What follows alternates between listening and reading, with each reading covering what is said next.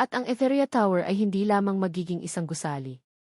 Ito ay magiging isang testamento sa pangarap ng bawat Pilipino. Isang simbolo ng pag-asa na umaabot sa kalangitan. Ang huling salita ay namutawi sa aking bibig kasabay ng pag-click ng remote sa aking kamay. Sa malaking screen sa likuran ko, ang huling imahe ng aking presentasyon ay nanatiling nakatitig sa lahat. Ang Etheria Tower sa kanyang buong karangyaan, ang salaming pader nito ay sumasalamin sa gininto ang kulay ng bukang liwayway. Isang sandali ng katahimikan. Pagkatapos ang palakpakan. Hindi ito mahina. Hindi ito pilit. Ito ay malakas, puno ng sigla at umalingganggaw sa buong conference room. Isang ngiti ang unti-unting gumuhit sa aking mga labi. Ang tensyon na namuo sa aking balikat sa loob ng isang linggo ay biglang naglaho. Nakahinga ako ng maluwag. Sa wakas. Excellent presentation, Architect Reyes, sabi ni Ing Tan, ang ihisi ng investment firm, habang tumatayo. Ang mga ngiti sa mukha ng ibang board members ay nagsasabi ng lahat. Nakuha ko. Nakuha ko ang proyekto. Maraming salamat po, sir, magalang kong sagot habang inaayos ang mga folder sa aking harapan. Nanginginig pa rin ang aking mga kamay, pero dahil ito sa adrenaline, hindi sa kaba. Ito na iyon.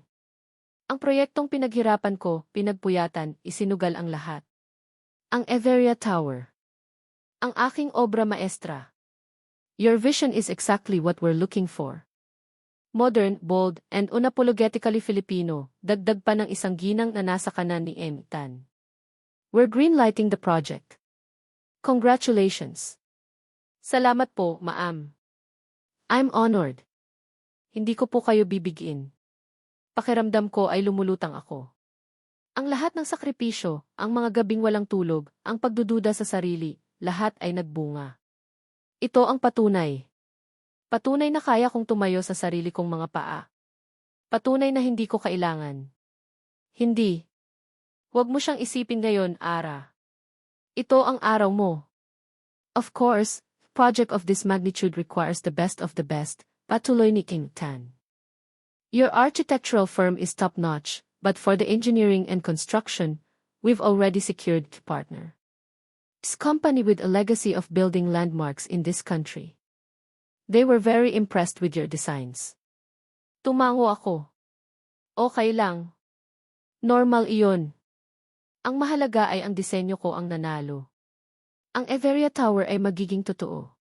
We believe their expertise and your vision will create something truly iconic for Bonifacio Global City, sabi ni Ing Tan, habang may kinukuhang dokumento. We are pleased to announce that your partner for the Etheria Tower project is Dilian Corp. Dilian Corp. Ang pangalan ay tumama sa akin na parang isang malamig na sampal. Pamilyar ang pangalan. Sobrang pamilyar.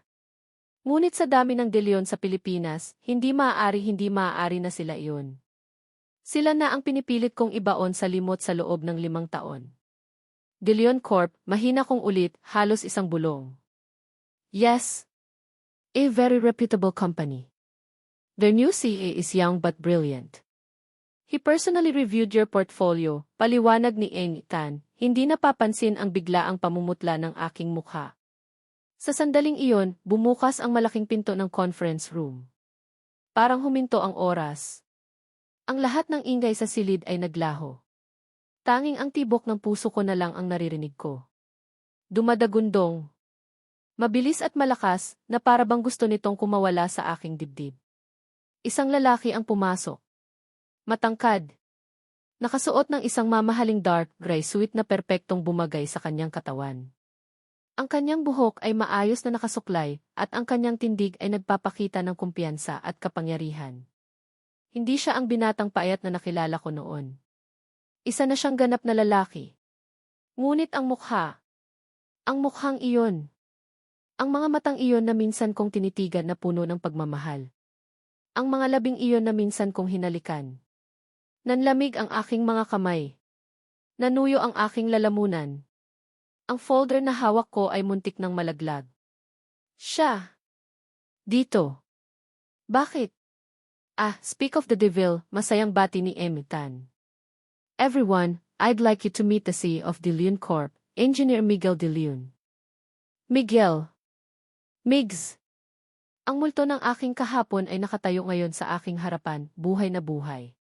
Ang tagumpay na kalalasap ko lang ay biglang nagkaroon ng mapait na lasa. Ang obra maestra ko ay biglang naging isang personal na impyerno. Naglakad siya palapit, ang bawat hakbang niya ay tila isang dagok sa aking puso. Ang mga ngiti at pagbati mula sa ibang tao ay parang ugong na lang sa aking pandinig. Ang focus ko ay nasa kanya lamang. Sa lalaking dumurog sa puso ko 5 taon na ang nakalipas ng walang kahit isang salitang paliwanag. Huminto siya sa aking harapan. Ang pamilyar na amoy ng kanyang pabango ay tumama sa akin at para akong sinaksak. Tumingin siya sa akin.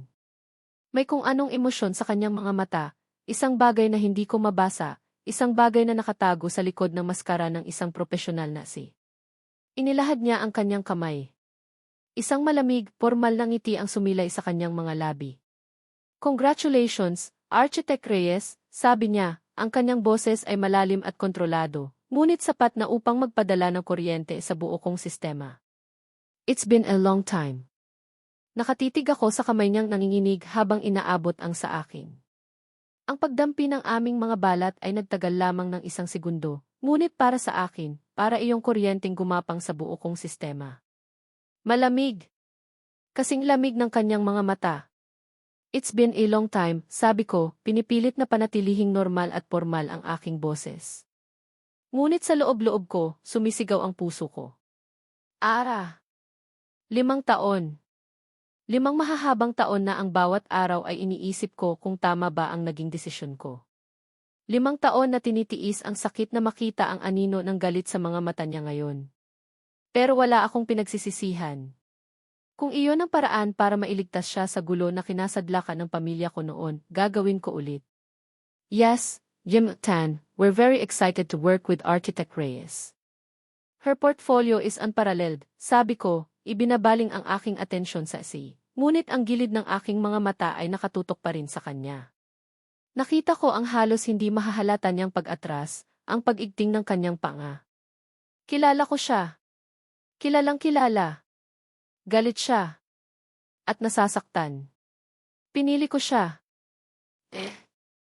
Alam ko mula pa sa simula na ang firm niya ang isa sa mga finalist. At nang makita ko ang mga plano niya para sa Etheria Tower, alam kong siya na iyon. Pinili ko siya dahil siya ang pinakamagaling. Simple. Iyon ang sinasabi ko sa aking sarili para makatulog sa gabi. Ang katotohanan ay mas komplikado.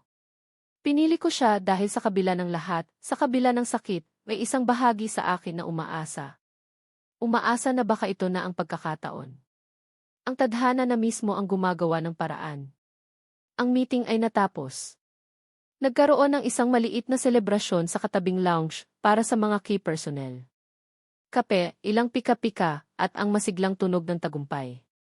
Pumwesto ako sa isang sulok, may hawak na tasa ng kape na hindi ko naman iniinom. Mula rito, tanaw ko siya. Napapaligiran siya ng mga kliyente, ngumingiti, tumatango, nagpapaliwanag. Professional. Perpekto. Isang reyna sa kanyang kaharian. Isang ngiti ang sumilay sa kanyang mga labi habang kausap niya si Amy Tan. Ngunit hindi iyon ang ngiti na nakaukit sa aking alaala. Ang ngiti niya noon abot hanggang sa kanyang mga mata. Ang ngiti na kayang magpaliwanag ng pinakamadilim kong araw. Ito ngayon, ang ngiti na ito ay isang magandang pader lamang. Isang pader na siya mismo ang nagtayo sa pagitan naming dalawa. Huminga ako ng malalim at naglakad palapit. Hindi ko kayang tiisin na ganito kami. Hindi pagkatapos ng lahat. Ara, mahina kong tawag nang makalapit ako. Agad siyang lumingon. Ang pader ay mas tumibay.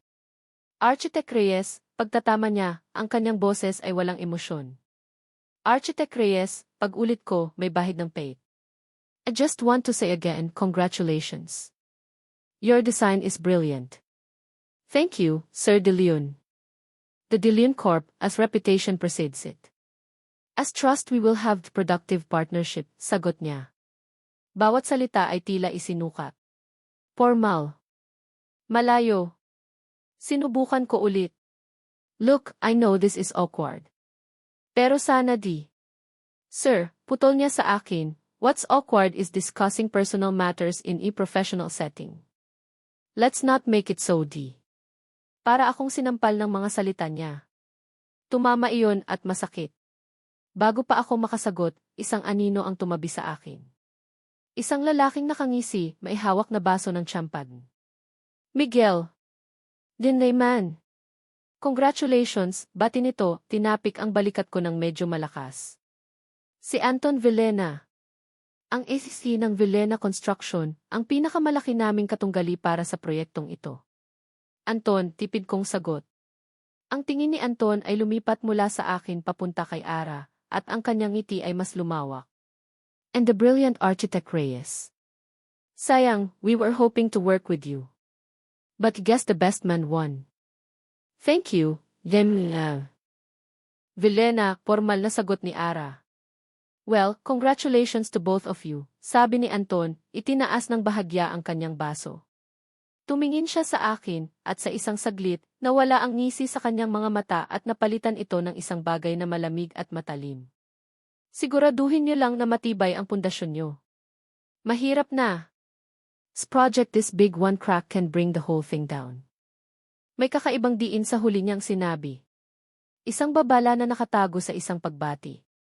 Bago pa ako makapag-react, tumawa na siya ulit at nagpaalam. Naiwan kaming tatlo sa isang tensyonadong katahimikan. O dalawa na lang pala. If you'll excuse me, sabi ni Ara, hindi man lang tumitingin sa akin. Naglakad siya palayo. Sinundan ko siya. Hindi ko alam kung bakit, pero kailangan kong subukan. Ara, wait. Huminto siya sa may pasilyo, malayo na sa mga tao. Humarap siya sa akin, at sa wakas, nakita ko ang isang emosyon sa kanyang mga mata bukod sa galit. Nakita ko ang sakit. Ano pa ba ang kailangan natin pag-usapan, Miguel? Tanong niya, ang pangalan ko ay parang laso na lumabas sa kanyang bibig. Gusto ko lang malaman mo.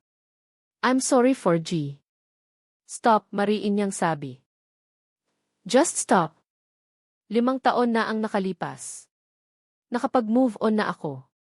Professional na lang tayo ngayon. Trabaho lang. Walang personalan. Hindi ganoon kadali iyon, Ara. Tumingin siya sa akin, diretso sa aking mga mata. At doon, sinabi niya ang mga salitang tuluyang nagtayo ng pader sa pagitan namin, isang pader na gawa sa bakal at semento. Sir De Leon, sabi niya, malamig at pinal. Para maging malinaw ang lahat. Simula ngayon, lahat ng komunikasyon natin ay dadaan sa email at sa mga opisyal na channel ng kumpanya. Wala nang tawag. Wala nang usap sa labas ng conference room. Is that clear, sir?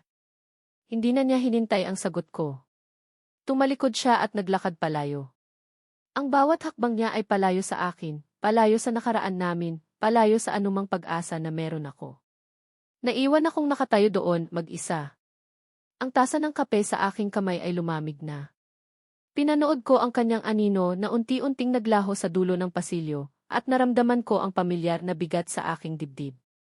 Ang bigat ng pagsisisi, ng pangulila, at ng isang desisyon na kailangan kong panindigan hanggang sa huli. Ang hangin sa loob ng conference room ay sobrang lamig, hindi dahil sa aircon, kundi dahil sa tensyon. Nakaupo ako sa kabisera ng mahabang mesa, katapat niya. Sa pagitan namin ay ang 10 metro ng makintab na kahoy at 5 taon ng mga salitang hindi nasabi. Sinunod niya ang patakaran ko. Walang personal na usapan. Ang bawat salita niya ay para sa grupo, nakadirekta sa mga plano, sa mga numero, sa mga timeline. Ngunit ramdam ko ang kanyang mga mata. Paminsan-minsan, nahuhuli ko siyang nakatitig sa akin, at sa tuwing magtatama ang aming mga paningin, siya ang unang umiiwas. The soil analysis shows we need to reinforce the foundation on the west wing, sabi niya, ang kanyang boses ay malinaw at may otoridad. Asa just adding 12 more micropiles. It will add to the cost, but safety is non-negotiable. That would disrupt the clean line of the subterranean lobby. Agad kong sagot, ang aking boses ay mas matalas kaysa sa aking intensyon. If our design calls for an open, unobstructed space. Architect Reyes, sabi niya, ang paggamit sa apelyido ko ay parang isang patalim. An open space is useless if the ceiling collapses on your guests. Ilang mga engineer sa panig niya ang bahagyang natawa. Naramdaman ko ang pag-init ng aking pisngi. Ang mga kamay ko sa ilalim ng mesa ay nakakuyom. There are other solutions, Engineer De Leon, Jitco. We can use carbon fiber reinforcements instead. Mas magaan, hindi gaanong nakikita. And 5 times more expensive. It will blow our budget for this phase, sagot niya, hindi man lang kumukurap. Nakipagsukatan kami ng tingin. Ang boardroom ay naging isang arena, at kaming dalawa ang mga mandirigma. Sa huli, ako ang sumuko. Tama siya sa budget. Fine. I'll revise the lobby design, sabi ko, pilit pinipigilan ang pait sa aking boses. Nagpatuloy ang meeting. Kinuha niya ang isang pen at nagsimulang mag-sketch sa isang notepad, ipinapakita ang isang alternatibong layout para sa mga poste. Ang paraan ng paghawak niya sa pen, ang bilis ng kanyang mga guhit bigla akong dinala ng aking isip sa ibang lugar, sa ibang panahon. Isang gabi, 5 taon na ang nakalipas. Nakaupo kami sa isang maliit na karinderya, ang hangin ay amoy isaw at suka. Masaya kami. Simpleng masaya. One day, Ara, sabi niya, habang kumukuha ng isang tissue sa mesa. Magtatayo tayo ng sarili nating building. Ang pinakamataas. Ang pinakamaganda. Kumuha siya ng ballpen mula sa kanyang bulsa at nagsimulang mag-drawing sa maliit na tissue. Isang mataas na tore, mga linyang matatapang, mga bintanang malalaki. Sa ilalim nito, isinulat niya, ang ampersand tower. Ay ampersand is he, tanong ko, nakangiti. Ara and Miguel, bulong niya, ang kanyang hininga ay mainit sa aking tainga. Forever. Architect Reyes. Ang boses ni Miguel ang nagpabalik sa akin sa kasalukuyan. Pisil ko ang aking ballpen, ang dulo nito ay bumaon na sa papel ng aking notebook. Yes, sagot ko, pilit na inaalis ang alaala sa aking isip. Are you okay with this revised layout? Tanong niya. Tumingin ako sa kanyang sketch sa notepad. Professional. Malinis. Walang G o ampersand V. Walang key forever. Isang malamig na solusyon sa isang problemang teknikal. Tumango lang ako, hindi na nag-abalang magsalita. Dahil kung magsasalita ako, baka ang lumabas sa bibig ko ay isa pang alaala. Ang alaala na dumurog sa nauna.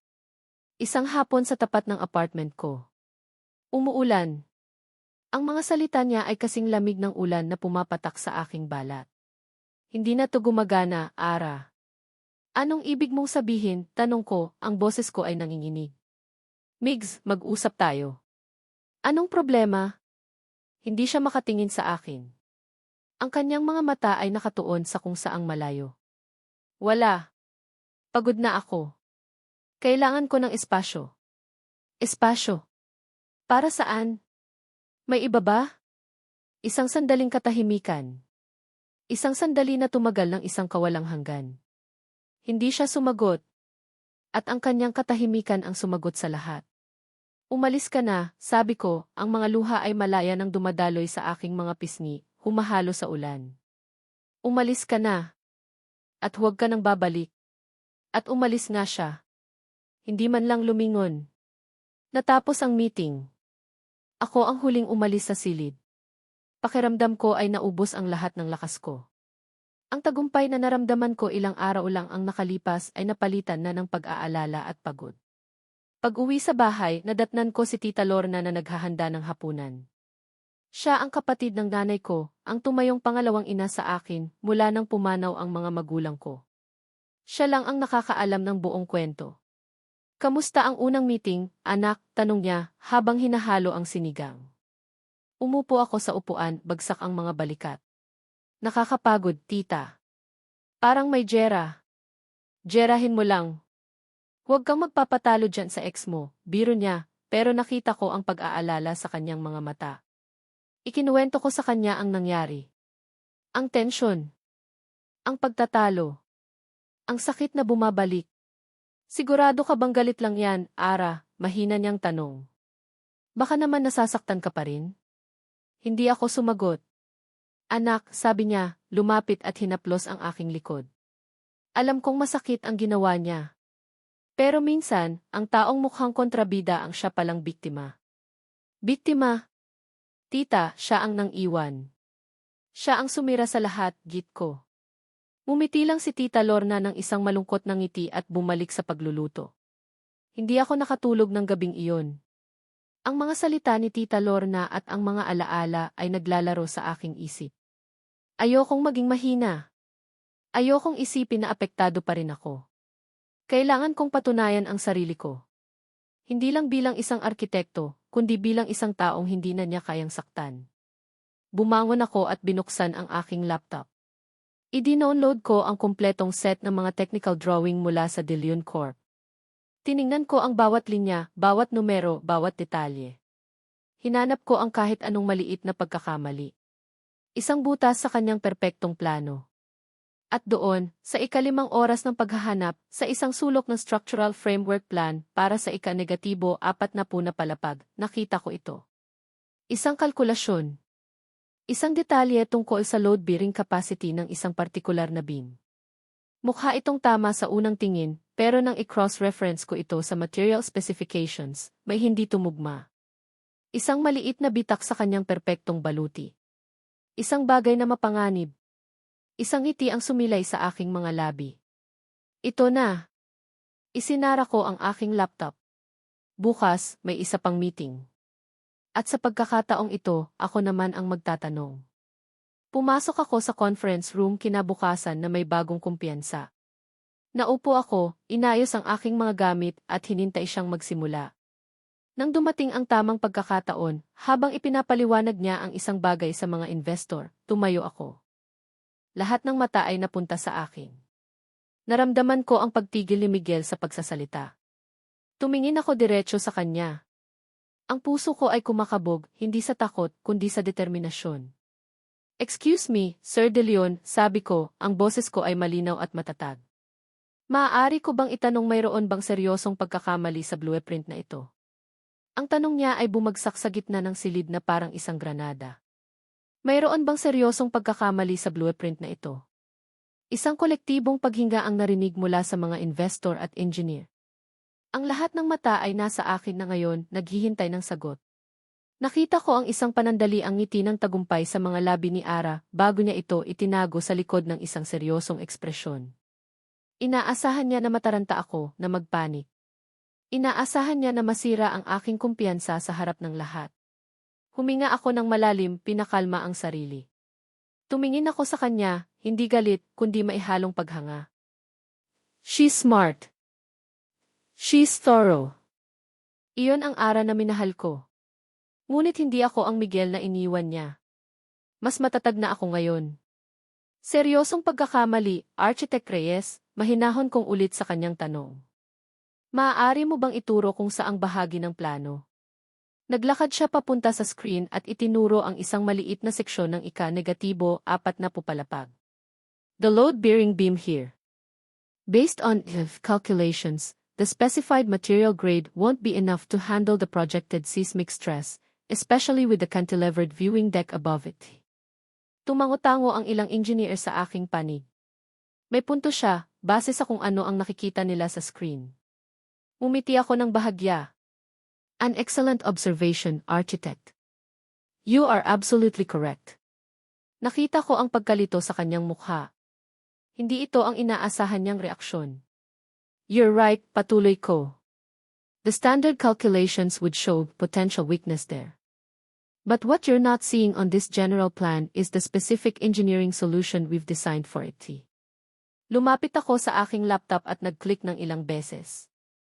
Isang mas detalyadong, three-dimensional na diagram ang lumitaw sa screen, nagpapakita ng isang cross-section ng beam na tinutukoy niya. "We are not using standard rebar for this section. We're embedding pretension carbon steel tendon system within the concrete. It's a newer technology, more flexible and significantly stronger than traditional methods. It distributes the seismic load across a wider structural net. In short, it's safer, more efficient, and allows us to maintain the integrity of your cantilever design without adding bulk." Ipinaliwanag ko ang teknikal na aspeto sa isang paraan na maiintindihan ng lahat, mula sa mga investor hanggang sa mga junior architect. Ang pagkalito sa mukha ni Ara ay napalitan ng pagkabigla at pagkatapos pamumula. Natahimik ang buong silid at pagkatapos ay pinalitan ito ng mga bulungan ng paghanga. Si Amy Tan ay umiti at tumango-tango sa akin. Napatunayan ko ang aking punto. Ngunit ang tagumpay ay may kasamang pait. Hindi ko gustong ipahiya siya. Nang matapos ang meeting, nakita ko siyang nag-aayos ng kanyang mga gamit, umiiwas sa tingin ng lahat. Hinintay ko siyang makalabas sa conference room at sinundan siya sa pasilyo. Ara! Huminto siya, ngunit hindi lumingon. I know you're still angry, sabi ko, ang boses ko ay mas mahina na ngayon. It's probably deserve it but please let's not let it affect the project. This is too important for both of us. Humarap siya sa akin at ang kanyang mga mata ay nagniningas. Ang galing mo, Miguel. Ang galing-galing mo. You made me look like a fool in there. That was not the intention, depensa ko. You raised a valid technical point. I gave technical answer. Talaga? O baka naman gusto mo lang ipakita sa lahat kung sino ang mas magaling? Hindi totoo yan, git ko, ang aking boses ay bahagyang tumaas. Ara, this isn't a competition. Hindi. Dahil para sa akin, mukhang ito na ang naging buhay mo, isang kompetisyon kung saan kailangan mong laging manalo, kahit na kailangan mong manakit ng iba para makuha ang gusto mo. Ang mga salita niya ay tumagos. Masakit, dahil alam kong may bahid ito ng katotohanan, hindi sa proyektong ito, kundi sa desisyon ko 5 taon na ang nakalipas. Iniwan ko siya para manalo sa isang laban na hindi niya alam na nangyayari. Ang laban para sa kaligtasan niya. Bago pa ako makasagot, nag-ring ang aking cellphone. Isang unknown number. Karaniwan ay hindi ko ito sinasagot, pero sa pagkakataong ito, kailangan ko ng dahilan para makalayo. Excuse me, sabi ko at sinagot ang tawag habang naglalakad palayo. Sir De Leon, isang boses na nagpapanik ang narinig ko sa kabilang linya. Ito si Foreman Reyes, ang tagapamahala ng construction site. Yes, Foreman. What is it? Sir, may nangyari po dito sa site. May bumagsak na scaffolding. Nanlaki ang aking mga mata. Ano? May nasaktan ba? Salamat sa Diyos, sir, minor lang po. Isang trabahador pero galos lang. Break time po kasi kaya walang tao sa ilalim. Pero sir mukhang hindi ito aksidente. Anong ibig mong sabihin? Tanong ko, ang aking puso ay nagsimulang kumabog ng mabilis. Darating po kayo dito, sir. Mas maganda po kung kayo mismo ang makakita. Papunta na ako. Ibinaba ko ang tawag at lumingon pabalik. Nakatayo pa rin si Ara sa pasilyo, nakatingin sa akin, ang galit sa kanyang mukha ay napalitan ng pag-aalala. May problema ba? Tanong niya. May aksidente sa site, sabi ko. I need to go. Hindi na ako naghintay ng sagot. Nagmamadali akong naglakad papunta sa elevator. Ang mga salita ni Anton Villena ay umalinggaw-ngao sa aking isip. Siguraduhin niyo lang na matibay ang pundasyon niyo, one crack can bring the whole thing down. Pagdating ko sa site, ang eksena ay puno ng tensyon. Pinapakalma ng foreman ang mga trabahador. Ang bumagsak na scaffolding ay nasa isang sulok, isang gusot na tumpok ng mga bakal. Walang hangin, sir. Walang lindol. Imposibleng basta na lang bumagsak yan, sabi sa akin ni Foreman Reyes. Lumapit kami sa pundasyon ng scaffolding. Itinuro niya ang mga bolt na dapat ay nakakabit ng mahigpit sa semento. Maluluwag ito. Ang ilan ay halos tanggal na. May nagluwag nito, sir, sabi ng foreman, ang kanyang boses ay nanginginig. Sinadya to. Habang nakatitig ako sa mga bolt, nag-vibrate ang aking cellphone. Isang text message mula sa isang unknown number. Iisang pangungusap lang. This is just the beginning. Nanlamig ang buo kong katawan. Ito ay higit pa sa isang kompetisyon sa negosyo. Ito ay isang atake. At alam ko, sa kaibuturan ng aking puso, na ang sinumang nasa likod nito ay hindi titigil hanggang sa makita niyang gumuho ang lahat ng aking pinaghirapan. Kasama na doon ang Etheria Tower. At kasama na doon si Ara. Nakaupo ako sa aking drafting table, ngunit ang aking mga mata ay nakatitig sa kawalan. Ilang oras na ang nakalipas mula nang matapos ang meeting, ngunit ang eksena ay paulit-ulit na naglalaro sa aking isipan. Ang kumpiyansa sa aking boses nang tumayo ako. Ang katahimikan ng silid. Ang kalmadong paliwanag ni Miguel. Ang hiya na gumapang sa aking balat. Napapikit ako. Anong pumasok sa isip ko? Gusto kong patunayan na kaya ko siyang talunin sa kanyang sariling laro, pero ang nangyari ay ipinakita niya sa akin na naglalaro siya sa ibang level. At ako, nagmukha akong isang baguhan na nagmamagaling. Naramdaman ko ang pag-init ng aking pisngi, kahit na mag-isa lang ako sa aking opisina. Ang pinakamasakit ay hindi ang pagkapahiya. Ang pinakamasakit ay ang huling sinabi ko sa kanya sa pasilyo. Gusto mong laging manalo kahit na kailangan mong manakit ng iba. Iyon ay isang mababang uri ng atake. Personal. At alam kong nasaktan ko siya. Nakita ko sa kanyang mga mata bago tumunog ang kanyang cellphone. Nang marinig ko mula sa isang staff ang tungkol sa aksidente sa site, isang kakaibang kaba ang kumalat sa aking dibdib. Hindi ito kaba para sa proyekto. Kaba ito para sa kanya. Kahit gaano ko pa siya kinamumuhian, ang isipin na may masamang nangyari sa kanya. Tumunog ang aking telepono. Ang pangalan ni Miguel ang lumabas sa screen. Nag-alinlangan ako ng isang saglit bago ko ito sinagot. Architect Reyes, sabi niya, ang kanyang boses ay pagod. I need you at the site office. There's a discrepancy in the foundation blueprints that we need to sort out tonight. It's urgent. Anong nangyari? Tanong ko, hindi mapigilan ang pag-aalala sa aking boses. Okay ka lang ba? Isang sandaling katahimikan sa kabilang linya. I'm fine, Ara. This is about the project. The incident, it might be more than just an accident. We need to double-check everything.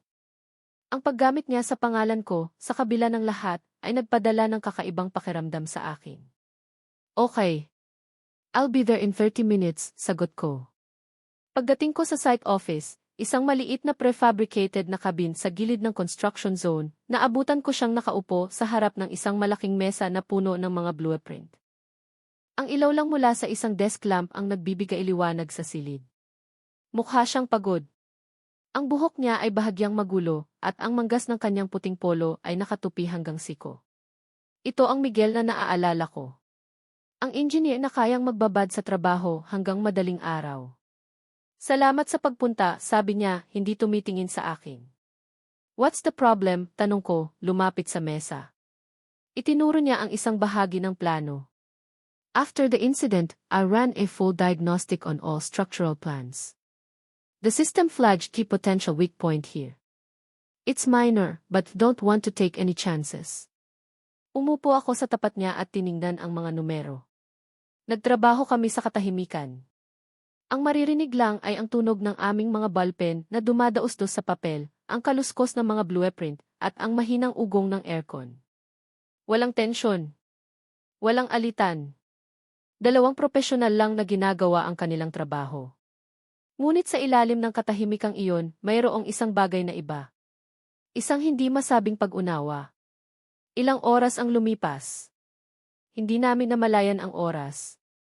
Nang sa wakas ay natapos namin ang pagsusuri at pag-cross-check, nakaramdam ako ng gutom. At parang nabasa niya ang aking isipan. Nagugutom ka na ba? Tanong niya. Tumango ako. Kinuha niya ang kanyang cellphone at nag-dial, "Hello, good evening. Pa-deliver po. Isang large pizza, half Hawaiian, half pepperoni at isang serving ng carbonara." "Yes, the creamy one. Thank you." Napatingin ako sa kanya. Iyon. Eksakto iyon ang paborito kong order. Ang kombinasyon na palagi naming pinag-aagawan at sa huli ay pinagkakasunduan. Paano niya pa naalala? What? Tanong niya, nahuli ang aking pagtitig. I figured you'd be hungry. Dumating ang pagkain. Kumain kami sa parehong mesa kung saan kami nagtrabaho, gamit ang mga paper plate. Bigla, ang site office ay hindi na mukhang isang lugar ng trabaho. Pakiramdam ko ay bumalik kami sa dati, sa mga gabing nag-aaral kami para sa board exam, napapaligiran ng mga libro at mga pangarap. Sorry kanina, sabi ko, binasag ang katahimikan. Sa sinabi ko, I was out of line. Tumingin siya sa akin. You were hurt. I get it, see. Hindi pa rin tama. Okay lang, sabi niya, isang maliit at malungkot na ngiti ang sumilay sa kanyang mga labi. Maybe I deserved it, see. Pagkatapos naming kumain, habang nililigpit namin ang mga pinagkainan, hindi ko na napigilan ang aking sarili. Napagod na ako sa mga pader. Bakit, Migs? Mahina kong tanong. Bakit mo ginawa iyon? Huminto siya sa kanyang ginagawa. Ang likod niya ay nakaharap sa akin. Ara, please di. No. I need to know. 5 taon, Miguel. 5 taon akong nag-isip kung anong mali sa akin. Kung hindi ba ako sapat? Kung may nagawa ba akong mali? I deserve an explanation. Humarap siya sa akin, at sa ilalim ng malamlam na ilaw ng buwan na tumatago sa bintana, nakita ko ang sakit sa kanyang mga mata. Ang sakit na pilit niyang itinatago. It was complicated, sabi niya, ang boses niya ay halos isang bulong. Then uncomplicate it for me. Hindi siya sumagot. Napagod na ako sa paghihintay. Pagod na ang puso ko. Napayuko ako sa mesa, hindi ko namalayan na unti-unti na pala akong dinadala ng antok at emosyonal na pagod. Ang huli kong nakita ay ang kanyang anino na nakatayo pa rin, nakatingin sa akin. Nagising ako sa lamig. Dahan-dahan kong iminulat ang aking mga mata. Madilim pa sa labas. Nakapatong ang ulo ko sa aking mga braso sa ibabaw ng mesa. At may nakapatong sa aking mga balikat. Ang suit jacket niya. Naramdaman ko ang pamilyar na amoy nito. Amoy ng kumpiyansa ng kaligtasan ng tahanan. Inilibot ko ang aking paningin. Wala na siya. Malinis na ang mesa. Ang mga blueprint ay maayos na nakarolyo sa isang sulok. Pero sa tabi ng aking kamay, may isang tasa ng mainit na kape. At sa ilalim nito, isang maliit na piraso ng papel, isang post-it note. Kinuha ko ito. Ang sulat kamay niya. Ang pamilyar na sulat kamay na minsan ay pinuno ang maraming love letter para sa akin. Isang maikling pangusap lang ang nakasulat. We need to talk. Not about Etheria Tower. Hawak ko ang manibela ng aking sasakyan, ngunit ang aking isip ay nasa site office pa rin. Ang imahe niya habang natutulog, ang kanyang mukha na sa wakas ay payapa at walang bakas ng galit, ay nakaukit sa aking isipan. Sa isang sandali, habang pinagmamasdan ko siya, gusto kong sabihin ang lahat. Gusto kong ikwento ang gabi-gabing hindi ako makatulog dahil sa bangkaroting negosyo ni Papa. Ang mga banta mula sa mga pinagkakautangan. Ang hiya na nararamdaman ko na hindi ko man lang kayang protektahan ang sarili kong pamilya, paano pa kaya siya? Gusto kong sabihin sa kanya na ang pag-alis ay ang pinakamasakit na bagay na ginawa ko sa buong buhay ko. Pero kailangan. Para sa kanya. Para hindi siya madamay. Pero hindi ko magawa. Paano ko sasabihin ang lahat ng hindi isinusubo ang pride ko bilang isang lalaki? Paano ko aaminin na sa panahong iyon ako ay talunan? At higit sa lahat, ayokong isipin niya na ginagamit ko ang nakaraan para kaawaan niya ako. We need to talk, isinulat ko. Iyon lang ang kaya kong ibigay sa ngayon. Isang maliit na siwang sa pader na itinayo sa pagitan namin. Kinabukasan, tinawagan ko siya. Pagkatapos ng ilang ring, sinagot niya. Hello, ang boses niya ay maingat. Ara, it's me, sabi ko. About the Noti. Nakita ko, sagot niya. Saan? Nagkasundo kaming magkita sa isang maliit at tahimik na coffee shop sa Giz, malayo sa mga mata ng aming mga kasamahan. Pagdating ko, nandoon na siya, nakaupo sa isang sulok, nakatingin sa labas ng bintana. Umupo ako sa tapat niya. Ang amoy ng kape ay nagpapaalala sa akin ng maraming umaga na nagsimula kami ng magkasama. Salamat sa pagpunta, sabi ko. Tumingin siya sa akin. Ano ang gusto mong pag-usapan, Migs? Huminga ako ng malalim. Ito na. Gusto kong humingi ng tawad. Sa paraan ng pag-alis ko. Sa hindi ko pagpapaliwanag. Okay, sabi niya, simple. Apology accepted. Is that all? Hindi, git ko. Gusto kong maintindihan mo na may dahilan ako. Hindi lang yon basta-basta na lang. Nakita ko ang pag-igting ng kanyang panga. Dahilan? 5 taon, Miguel. 5 taon kong hinintay ang dahilan na iyan. Ngayong okay na ako, ngayong nakatayo na ako sa sarili kong mga paa, saka mo sasabihin. Para saan pa? Para sa atin, mahina kong sabi. Isang mapait na tawa ang kumawala sa kanyang mga labi. Walang tayo, Migs. Tinapos mo yon 5 taon na ang nakalipas. Naaalala mo? Ara, hindi ganon kadali yon. May mga nangyari sa pamilya ko, sa kumpanyad. At hindi mo man lang naisip na sabihin sa akin, putol niya sa akin, ang kanyang boses ay puno ng sakit na pilit niyang itinatago. Hindi mo man lang ako binigyan ng pagkakataon na makinig. Na tumulong? O tingin mo sa akin, isa lang akong pabigat na kailangan mong iwan kapag naging mahirap na ang buhay. Natigilan ako. Hindi iyon ang tingin ko sa kanya. Kasi ang totoo, ang tingin ko sa kanya ay napakalakas, napakagaling, kaya natakot ako na kapag nalaman niya ang kahinaan ko, iiwan niya ako. Inunahan ko lang. Ang tanga ko. Hindi Alam mo kung ano. Wag na lang, sabi niya, tumayo. Kung ano man ang dahilan mo, hindi na iyon mahalaga ngayon. Ang mahalaga ay ang proyekto. Ang Everia Tower. Let's just focus on that. Wag na nating gawing mas komplikado pa ang lahat. At tulad ng dati, tinalikuran niya ako. Naiwan akong nakaupo doon, kasama ang 2 tasang kape, at ang mga salitang hindi ko pa rin masabi ng buo. Bumalik ako sa opisina na may mabigat na dibdib. Kabiguan. Iyon ang nararamdaman ko. Habang tinitingnan ko ang mga email, isang tawag ang pumasok sa aking private line. Si Foreman Reyes ulit. Sir, may problema po tayo. Ano na naman, tanong ko, pagod. Yung delivery po ng high-grade steel beams para sa foundation. Hindi po dumating. Sabi ng supplier, na-cancel daw po ang order. Ano? Paanong na-cancel? Ako mismo ang pumirma sa purchase order na yan. Hindi ko po alam, sir. Pero ang sabi, may tumawag daw po mula sa opisina ni Architect Reyes para i-cancel ito kahapon ng hapon. Nanlamig ang buo kong katawan. Impossible. Bakit niya gagawin yon? Hindi ko po alam, sir. Pero malaking problema po ito. Madedelay po tayo ng 2 linggo kung order ulit tayo ngayon. Okay. Ako na ang bahala. Kakausapin ko ang supplier.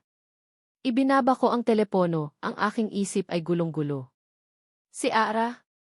Gagawin niya to. Pagkatapos ng gabi namin sa site office. Pagkatapos ng usapan namin sa coffee shop. Para maghiganti. Hindi. Hindi siya ganoon. Hindi ang Ara na kilala ko. Pero galit siya. Nasaktan ko siya. At sinabi niya mismo, wag na nating gawing mas komplikado pa ang lahat. Ito ba ang paraan niya para gawing simple ang mga bagay? Ang tanggalin ako sa proyekto. Habang iniisip ko ito, isang email ang pumasok sa aking inbox. Mula sa isang hindi pamilyar na address, isang burner account. Ang subject, sino ang dapat mong pagkatiwalaan? Binuksan ko ito. Walang nakasulat na kahit ano. Isang attachment lang. Isang audio file. Nag-alinlangan ako bago ko ito i-play. Idinikit ko ang earphones sa aking tainga at pinindot ang play. Isang boses ng babae. Halatang galing sa isang recording ng tawag sa telepono. Yes, this is from Architect Reyes' office. I'm calling about the steel beam delivery. Yes, for the Everia Tower. We need to cancel it. Yes, cancel the entire order. The architect will find new supplier. Ang puso ko ay parang piniga. Ang boses hindi ito si Ara. Ngunit malinaw na sinabi, from Architect Reyes' office. Sino ito? Bakit niya ito ginagawa? Isang empleyado ni Ara na gustong maghiganti para sa kanya? O si Ara mismo ang nag-utos nito, gumamit ng ibang tao para hindi siya ang direktang masisi? Sa ilalim ng audio file, may isa pang attachment. Isang larawan. Isang kopya ng logbook ng bisita mula sa building kung nasaan ang opisina ni Ara. Nakalista ang mga pangalan at oras ng pagpasok. At doon, sa listahan para kahapon ng hapon, may isang pangalan na nakapagpatigil sa aking paghinga. Anton Villena. Anong ginagawa niya sa opisina ni Ara? Ang lahat ng piraso ng puzzle ay nag-umpisang magulo sa aking isipan. Ang babala ni Anton. Ang scaffolding. Ang nawawalang delivery. Ang tawag mula sa opisina ni Ara. Ang pagbisita ni Anton doon. Pinikit ko ang aking mga mata. Isang malamig na pakiramdam ang gumapang sa akin. Ang pakiramdam ng pagdududa. Ayokong paniwalaan. Pero ang ebidensya. Tumingin ako sa labas ng bintana, sa Everia Tower na unti-unti palang nabubuo. Ang pundasyon nito ay nanganganib. At ang pundasyon ng tiwala na pilit kong itinatayo ulit sa pagitan namin ni Ara ay nagsisimula ng magkaroon ng bitak. Ang pag-asa ay isang mapanganib na bagay. Isang araw lang ang nakalipas mula nang iwan niya ang note na iyon. Isang araw lang mula nang mag-alok siya ng isang siwang sa pader na itinayo namin. At ako, tulad ng isang hangal, ay sumilip sa siwang na iyon, iniisip na baka sa kabilang panig ay may naghihintay na kapayapaan. Ngunit ang pag-asa ay mabilis mamatay. Pumasok siya sa opisina ko nang walang paalam, ang kanyang mukha ay isang maskara ng malamig na profesionalismo. Nawala na ang Miguel na nakasama ko sa site office. Ang kaharap ko ngayon ay si Amy De Leon, ang si. We have problem, sabi niya, walang paligoy-ligoy. Anong problema, tanong ko, ipinatong ang aking pen. The steel beam delivery. It was cancelled, sabi niya, ang kanyang mga mata ay nakatitig sa akin, na para bang sinusuri ang bawat reaksyon ko. Someone from your office called the supplier. Napakunot ang noo ko. Ano? Impossible. Walang sinuman dito ang gagawaan o nang walang pahintulot ko. Talaga, tanong niya, may bahid ng sarkasmo sa kanyang boses. Ara, a 2-week delay. Ganoon kalaki ang epekto ng simpleng tawag na iyon. Sabotahe ito. At doon, naintindihan ko. Hindi siya nagtatanong. Nag-aakusa siya. Isang tawa, walang saya, ang kumawala sa aking bibig. Ako. Inaakusahan mo ba ako, Miguel? Na ako ang nagsabotahe sa sarili kong proyekto. Sa Everia Tower. Hindi ko alam kung ano ang iisipin, Ara. Ang alam ko lang, galit ka. At pagkatapos ng usapan natin kahapon, kung saan malinaw na ayaw mo ng pag-usapan ang nakaraan. Kaya ang konklusyon mo, gaganti ako, putol ko sa kanya, tumayo ako. Naramdaman ko ang panginginig ng aking mga kamay sa galit. Ganoon ba kababa ang tingin mo sa akin? Na pagkatapos ng lahat, pagkatapos ng 5 taon, ang kaya ko lang gawin ay manira. Para lang masaktan ka? Ang sakit. Ang sakit na naramdaman ko ay hindi dahil sa akusasyon. Kundi dahil sa katotohanan kaya niya itong isipin tungkol sa akin. Ang maliit na pag-asa na nabuo sa puso ko ay biglang nadurog at naging abo. Ang siwang sa pader ay muling nagsara, at sa pagkakataong ito, nilagyan ko ito ng semento. How dare you, bulong ko, ang bawat salita ay puno ng sama ng loob. How dare you walk in here and accuse me of something so low? Pagkatapos ng lahat ng pinagdaanan ko para makarating dito, para itayo ang pangalan ko, ito ang ibabato mo sa akin. Hindi siya nakasagot. Nakita ko ang isang bakas ng pag-aalinlangan sa kanyang mga mata, ngunit huli na ang lahat. Ang pinsala ay nagawa na. Umalis ka na, sabi ko, ang boses ko ay malamig at walang emosyon. Get out of the office. Tinitigan niya ako ng isang mahabang sandali na para bang may gusto siyang sabihin, ngunit sa huli ay tumalikod din siya at umalis. Nang magsara ang pinto, doon lang ako napasandal sa aking mesa, ang aking mga tuhod ay nanghihina. Huminga ako ng malalim, pilit na pinipigilan ang mga luha na nagbabantang tumulo. Hindi. Hindi ako iiyak. Hindi dahil sa kanya. Tinawag ko ang aking sekretarya. Lina, pumasok ka. Yes, ma'am. Mula ngayon, sabi ko, ang aking boses ay matigas. Lahat, at ibig kong sabihin lahat, ng komunikasyon mula sa De Leon Corp. ay dadaan sa'yo. Walang direktang tawag, walang direktang email sa akin. Kung may kailangan sila, ay schedule mo sa official meeting. Understood? Yes, ma'am, sagot ni Lina, halatang nagulat sa biglaang pagbabago. Pag-uwi ko ng gabing iyon, hindi ko na naitago ang aking pagkabigo. Nakita ko ni Tita Lorna na nakaupo sa sofa, nakatulala sa kawalan. Anak, anong problema? Tanong niya, umupo sa tabi ko. Ikinuwento ko sa kanya ang lahat. Ang akusasyon. Ang sakit. Hindi ko maintindihan, tita. Bakit niya iisipin na kaya kong gawin yon? Hinaplos ni Tita Lorna ang aking buhok. Siguro dahil nasaktan din siya. Siya ang nasaktan. Tita, ako ang iniwan niya. Ako ang inakusahan niya. Ara, sabi niya, ang kanyang boses ay malumanay. Minsan, ang mga taong galit ay gumagawa ng mga bagay na hindi nila naiisip. Pero gusto kong tandaan mo ito. Minsan, ang taong mukhang kontrabida sa kwento, ang siya palang totoong biktima. Napakunot ang noo ko. Ano pong ibig niyong sabihin? Ngumiti lang siya ng isang malungkot na ngiti. Wala naman. Magpahinga ka na. Hindi ko naintindihan ang sinabi niya. Ang alam ko lang, galit ako. Galit ako kay Miguel. Galit ako sa mundo. Hindi ako makatulog. Ang isip ko ay puno ng mga tanong at sama ng loob. Para makalimot, binuksan ko ang aking laptop. Naisip kong maglinis na lang ng mga lumang file, isang bagay na matagal ko nang dapat ginawa. Isang paraan para makaramdam ng kontrol sa gitna ng kaguluhang ito. Binuksan ko ang isang folder na mailabel na Archive Projects 5 Irsago. Mga proyektong hindi natuloy, mga proposal na hindi naaprubahan. Mga alaala ng isang mas batang, mas mapangaraping ako. Isa-isa kong tiningnan ang mga file, handa nang i-delete ang karamihan.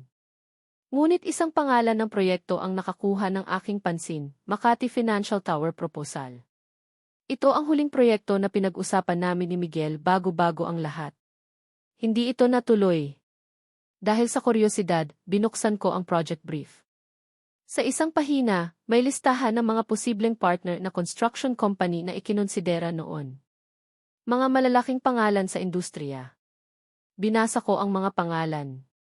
SY Construction, Imperial Builders, Gillian Corp, Initial Consideration, at isa pa. Ang mga mata ko ay napako sa huling pangalan sa listahan. Villena Construction. Villena. Bakit parang pamilyar ang pangalang to? Anton Villena. Ang lalaki sa party.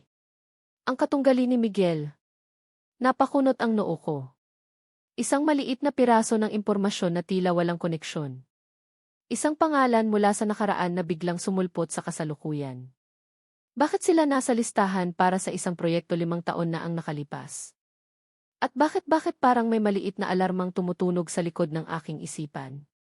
Ang duda ay parang lason. Unti-unti itong gumagapang sa iyong sistema, binabaluktot ang iyong mga iniisip, ginagawang halimaw ang mga taong minsan mong minahal. Ilang araw na akong binabagabag ng email na iyon. Ang audio recording. Ang logbook. Ang pangalan ni Anton Villena. Paulit-ulit kong tinitingnan, pinakikinggan, hinahanap ang isang butas, isang paliwanag na magsasabing mali ako. Na mali ang hinala ko. Pero wala. Ang galit ko kay Ara ay napalitan ng isang mas malalim at mas nakakatakot na emosyon, pagkalito. Hindi siya ito. Hindi ito ang babaeng kilala ko. Kahit gaano pa siya kagalit, hindi niya isusugal ang pangarap niya para lang sa isang ganti. Pero ang ebidensya. Ayokong harapin siya ng dala-dala ang laso na ito. Kailangan kong malaman ang totoo. Ang buong katotohanan. Mayroon akong isang kaibigan mula sa kolehiyo, si Marco. Matalino, tahimik at ngayon ay isa sa mga pinakamahusay na private investigator sa Maynila. Hindi kami madalas magkita, pero ang tiwala ay nananatili. Tinawagan ko siya. Migs! Pare, napatawag ka, masayang bati niya. Marco, Per. Kailangan ko ng tulong mo. Isang pabor. A very sensitive one, sabi ko, sinigurado na walang ibang nakakarinig sa aking opisina. Shoot! Ikinuwento ko sa kanya ang lahat, maliban sa personal na ugnayan namin ni Ara. Sinabi ko lang na siya ang lead architect. Ibinigay ko ang pangalan ni Anton Villena. I need you to dig into him, Marco. Everything. Business, personal, his connection to the company, his connection to Architect Reyes. Lahat. I need it yesterday. Got it, sabi ni Marco, ang kanyang boses ay naging seryoso. This sounds messy, Migs. Mag-ingat ka. I will. Just find me something. Anything, pakiusap ko. Ang sumunod na 2 araw ay isang impyerno. Pilit kong pinapanatili ang normal na takbo ng trabaho, pero ang isip ko ay nasa ibang lugar. Sa bawat meeting, sa bawat blueprint na tinitingnan ko, ang mukha ni Anton Villena ang nakikita ko. Ang kanyang mapanuyang ngiti. Ang kanyang mga salitang puno ng babala. Siguraduhin niyo lang na matibay ang pundasyon niyo. Hindi lang pala pundasyon ng Etheria Tower ang tinutukoy niya. Kinagabihan ng ikalawang araw, habang papalubog na ang araw at ang kalangitan sa labas ng bintana ng aking opisina ay nagiging kulay kahel, tumawag si Marco. I have it, sabi niya. Meet me at the usual spot in an hour. Don't be followed.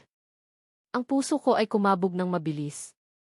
Ang usual spot ay isang maliit na bar na hindi gaanong dinadayo, ang klase ng lugar kung saan ang mga anino ay mas marami kaysa sa mga customer. Nandoon na si Marco sa isang booth sa pinakasulok, isang makapal na brown folder ang nasa ibabaw ng mesa sa kanyang harapan. Mabigat to, pare, sabi niya habang umuupo ako. Mas mabigat kaysa sa inaakala mo. Hindi ako nagsalita.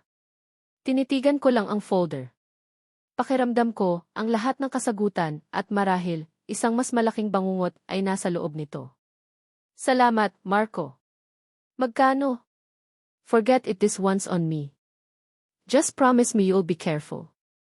The guy you're up against he plays dirty, sabi niya, ang kanyang mga mata ay seryoso. Tumayo siya, tinapik ang aking balikat at umalis. Naiwan akong mag-isa, kasama ang folder. Huminga ako ng malalim bago ko ito binuksan. Ang unang pahina ay isang summary ng business profile ni Anton Villena. CEO ng Villena Construction. Agresibo sa negosyo. Maraming mga questionableng deal. Binuklat ko ang susunod na pahina. Ang background ng kumpanya. At doon, tumama sa akin ang unang piraso ng puzzle. Ang Villena Construction ay itinatag ng ama niya, si Ricardo Villena. Ang parehong Ricardo Villena na naging business partner ng aking ama 5 taon na ang nakalipas. Ang parehong Ricardo Villena na tumakbo matapos lokohin si Papa, dala ang milyon-milyong pera ng kumpanya na naging simula ng aming pagbagsak. Napapikit ako. Ang koneksyon. Nandito na. Hindi na ito simpleng business rivalry. Ito ay personal. Nagpatuloy ako sa pagbabasa. Ang pamilyang Villena ay nawala na parang bula pagkatapos ng iskandalo. Nagtago. Si Ricardo Villena ay namatay di umano sa ibang bansa dahil sa sakit. Si Anton, ang nag-iisang anak, ay bumalik sa Pilipinas 2 taon na ang nakalipas, dala ang bagong kapital, at muling itinayo ang kumpanya ng kanilang pamilya. Ang motibo niya ay malinaw na ngayon na parang kristal. Paghihiganti. Sinisisi niya ang pamilya De Leon sa pagkasira ng pamilya niya. Gusto niyang maranasan ko ang parehong pagbagsak na dinanas niya. Ang aking mga kamay ay nakakuyom. Isang alon ng galit ang dumaloy sa akin. Ang galit ay hindi lang para kay Anton, kundi para sa sarili ko. Sa pagiging bulag ko. Pero may isang tanong pa rin. Paano naging parte ng plano niya si Ara? Binuklat ko ang folder hanggang sa huling pahina. Mayroong isang larawan. Isang 8-0 colored photo. Kupas na ang mga kulay, halatang kinunan maraming taon na ang nakalipas. Ang dugo ko ay tila nagyelo. Ang paghinga ko ay huminto. Ang larawan ay kuha sa isang coffee shop, ang paborito naming tambayan ni Ara noong mga panahong iyon. Magkatabi kaming nakaupo sa isang maliit na mesa. Nakatawa ako, habang siya ay nakangiti, ang kanyang mga mata ay kumikinang sa saya. Masaya kami. Walang kamalay-malay sa mundo. Pero hindi kami ang totoong subject ng larawan. Ang larawan ay kuha mula sa malayo. At sa isang mesa sa likuran, sa dilim, nakaupo ang isang lalaki, mag-isa. Isang mas batang Anton Villena. Hindi siya nakatingin sa kung saan. Nakatitig siya. Direkta sa amin. Walang ngiti sa kanyang mukha. Ang kanyang mga mata ay puno ng isang emosyon na nakapagpakilabot sa akin. Hindi ito galit. Hindi lang ito galit. Ito ay pagkamuhi. Isang malamig, kinakalkula at mapanirang pagkamuhi. Sinusubaybayan na niya kami. 5 taon na ang nakalipas. Bago pa man ang lahat. Bago pa man ako umalis. Hinihintay niya. Pinaplano niya. At si Ara hindi siya kasabwat. Siya ang pain. Siya ang target. Mula pa sa simula. Isang nakakabinging takot ang pumalit sa galit sa aking dibdib. Isang takot na hindi para sa aking sarili, kundi para sa kanya. Ang lahat ng ginawa ko para protektahan siya, ang pag-alis, ang pananahimik ay walang silbi. Dahil ang panganib ay hindi ako. Ang panganib ay matagal nang nag-aabang sa dilim, naghihintay ng tamang pagkakataon para manakit. At ngayon, inilagay ko siya mismo sa gitna ng panganib na iyon. Ang pangalang T. Villena Construction ay hindi ako pinatulog. Parang isang maliit na tinik na bumaon sa aking isipan, isang bagay na hindi ko matanggal. Bakit pamilyar? Bakit parang may kung anong koneksyon ito sa nakaraan na hindi ko maalala? Kinabukasan, sa halip na dumiretso sa mga plano ng Etheria Tower, binuksan ko ang aking browser at sinimulan ang sarili kong investigasyon. I type ko ang T. Villena Construction at De Leon Corp. Sa search bar. Ang mga resulta ay kakaunti sa simula. Mga lumang business directory, mga press release. Ngunit habang mas malalim ang aking paghukay, natagpuan ko ang isang artikulo mula sa isang business-oriented na pahayagan, 5 taon na ang nakalipas. Ang headline ay tumama sa akin na parang isang malakas na suntok sa sikmura. Leon Corp. Faces financial crisis amid partners' disappearance. Binasa ko ang artikulo, ang aking puso ay kumakabog ng mabilis. Inilalarawan nito kung paano ang De Leon Corp, sa ilalim ng pamumuno ng ama ni Miguel, ay muntik ng malugi matapos umanong lokohin ng business partner nito, isang Ricardo Villena ng Villena Construction. Ricardo Villena. Anton Villena. Napatingin ako sa petsa ng artikulo. Eksakto. Eksakto sa linggo kung kailan nakipaghiwalay sa akin si Miguel. Para akong binuhusan ng malamig na tubig. Ang lahat ng mga piraso ng puzzle ay nagsimulang mag-ugnay sa aking isipan. Ang biglaan niyang pagbabago. Ang kanyang pagiging malayo. Ang sakit na nakita ko sa kanyang mga mata na pilit niyang itinatago. Hindi kaya iyon ang dahilan? Pero kung iyon ang dahilan, bakit hindi niya sinabi? Bakit niya hinayaan na isipin ko ang pinakamasama? Isang alon ng pagkalito ang bumalot sa akin. Galit. Sakit. At sa ilalim ng lahat ng iyon, isang maliit, nanginginig na binhi ng pag-unawa. Napasandal ako sa aking upuan, nakatingin sa screen. Ang mundo ko ay biglang gumuho at muling nabuo sa isang bagong paraan, isang paraan na hindi ko maintindihan. Nang araw na iyon, para akong lumulutang. Hindi ako makapag-concentrate sa trabaho. Ang isip ko ay puno ng what ifs at bakit. Kinahapunan, habang nag-iisip kung paano ko haharapin si Miguel dala ang bagong impormasyong ito, tumunog ang telepono sa aking desk. Selena. Ma'am, Anton Villena is here to see you. Wala po siyang appointment, pero sabi niya, he was just in the area and wanted to say hi. Napakunot ang noo ko. Si Anton Villena. Dito. Okay, let him in. Pumasok si Anton sa aking opisina, may dalang isang malaking ngiti at 2 tasa ng kape mula sa isang sikat na coffee shop. Architect Reyes. I was just in the neighborhood.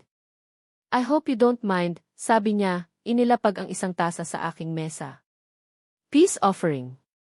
I heard things have been stressful at the Etheria site. And T. Villena. A pleasant surprise. Please, have the seat, sabi ko, pilit na pinapanatili ang isang profesional na ngiti. Anton, please, sabi niya. Alam mo, I really feel for you, Ara. I can call you Ara, right? Ang makatrabaho ang isang ex, it must be tough. Lalo na ang isang tulad ni Miguel. Nagulat ako sa kanyang pagiging prangka. We're professionals, Anton. We manage. Tumawa siya. Of course. Pero I've heard stories. Ang pamilya De Leon, they have a reputation for being ruthless. Gagawin ang lahat para makuha ang gusto nila, no matter who gets hurt. Tumingin siya sa akin, ang kanyang mga mata ay puno ng kunwaring awa at pakikiramay. I'm really sorry for what he did to you. Ang iwanan ka sa ere ng ganoon, it's just cruel. Lalo na't mukhang may problema ka na rin noon. Natigilan ako. Paano niya nalaman iyon? What do you mean? Well, sabi niya na para bang nag-aalangan. Noong mga panahong iyon, hindi ba't madalas siyang nakikita na may kasamang ibang babae? A lawyer, I think. Maganda, matangkad. I just thought, well, you know. Ang lason. Ramdam ko ang pagkalat nito. Ang mga salita niya ay tumama sa isang partikular na masakit na alaala. Isang alaala na pilit kong ibinaon sa limot. Isang hapon, ilang araw bago kami maghiwalay. Nakita ko siya. May kasama siyang babae na papalabas sa isang gusali ng opisina. Ang ganda ng babae. Mukhang matalino. Seryoso silang nag-uusap. Nang tawagin ko siya, lumingon siya, nagulat, at mabilis na nagpaalam sa babae bago lumapit sa akin. Sinabi niya na consultant lang iyon para sa isang proyekto. Naniwala ako. O pinili kong maniwala. Ang alaala, na pinalakas ng laso ni Anton, ay nagsimulang magtanim ng panibagong duda sa aking puso. Paano kung tama si Anton? Paano kung ang krisis sa kumpanya ay totoo, pero ginamit lang iyon ni Miguel bilang dahilan? Paano kung ang totoo ay mayroon na siyang ibang babae, at ang paghihiwalay namin ay isang maginhawang paraan para makawala? Ang teoryang iyon ay mas masakit, pero mas simple. Mas madaling intindihin kaysa sa ideya na umalis siya para protektahan ako.